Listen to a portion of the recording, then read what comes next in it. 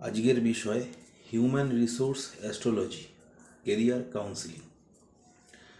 দুটো ডিভিশনে ভাগ করা হয়েছে, বাঁদিকে জব মানে চাকরি এবং ডান দিকে বিজনেস মানে ব্যবসা। আমি বাঁদিক থেকে প্রথমে আসছি। প্রথমে জব বা চাকরি নিয়ে বলছি।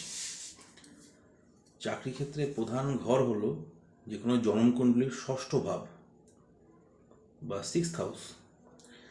এর সহযোগী ভাব হচ্ছে 2nd হাউস, 10th হাউস এবং 11th হাউস, মানে দ্বিতীয় ঘর, দশম ঘর এবং একাদশ ঘর। কর্মে যুক্ত বা চাকরি হবে কি না সেটা দেখতে গেলে একটা চার্টে দেখতে হবে, যখন ষষ্ঠ ঘর কোনোভাবে দ্বিতীয় ঘর, দশম ঘর এবং একাদশ ঘরের সাথে যুক্ত হবে